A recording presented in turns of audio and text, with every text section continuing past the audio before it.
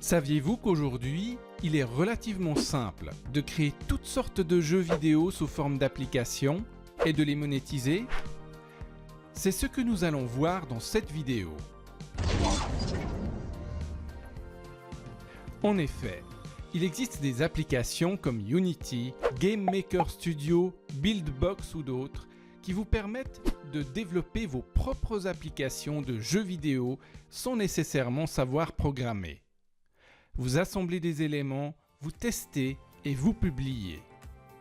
Et il existe de multiples possibilités de jouir des revenus de vos créations. Par exemple, la version Lite est la version complète. Vous pouvez proposer deux versions de votre jeu. Une version gratuite, dite Lite, avec des fonctionnalités limitées. Cette version comporte juste 1 ou 2 niveaux par exemple. Et une version complète qui, elle, est payante dans les App Store.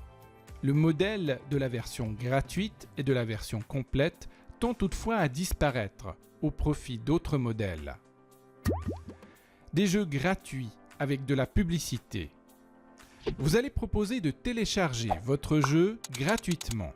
Par contre, vous ferez apparaître des bannières publicitaires à l'intérieur de votre jeu, notamment en utilisant AdMob, la plateforme de Google qui permet de monétiser des applications.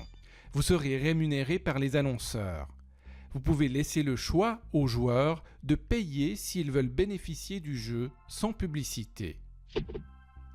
Les interstitiels, c'est un autre format publicitaire. En général, il apparaît en plein écran entre les niveaux d'un jeu ou à chaque fois que le joueur perd une partie. Celui-ci doit attendre quelques secondes et voir la publicité en entier avant de pouvoir continuer à jouer. Là aussi, le joueur peut payer pour ne plus voir ses publicités. Le placement de produits ou de marques. Si vous avez un jeu populaire, vous pouvez négocier avec des marques pour qu'elles y placent directement leur logo ou leurs produits dans votre jeu. Il s'agit de contenu natif intégré directement à l'expérience du joueur. Donc ces emplacements peuvent être négociés à prix d'or. La promotion d'applis. Vous pouvez aussi promouvoir d'autres applis ou jeux à l'intérieur de votre propre application contre rémunération. Les niveaux supplémentaires payants. Vous pouvez aussi proposer des niveaux supplémentaires inédits aux joueurs avides d'en découvrir plus et ils peuvent payer ces niveaux supplémentaires s'ils le souhaitent. De la pénibilité à la facilité payante. Dans certains jeux, il y a intrinsèquement une certaine pénibilité.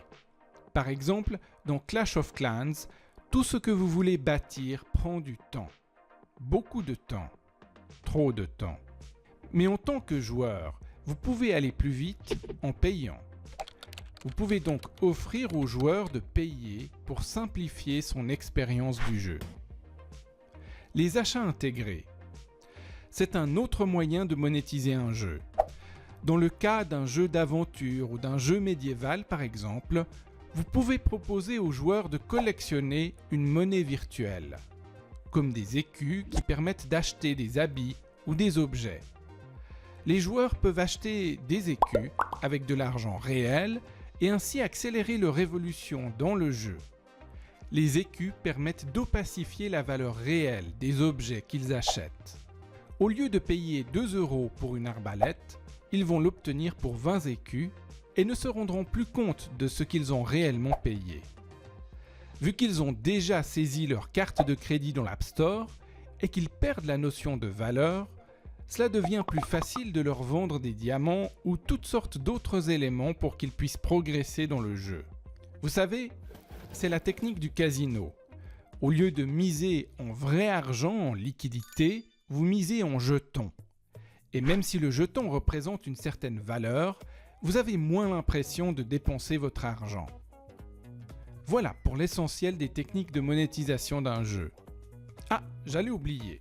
Vous pouvez aussi faire payer pour ressusciter le joueur.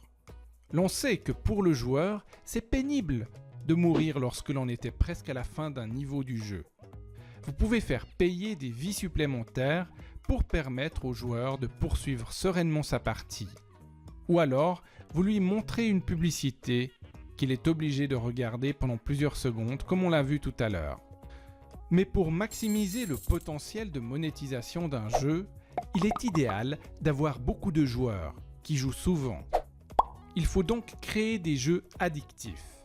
Voici quelques astuces pour que les joueurs ne lâchent plus votre jeu.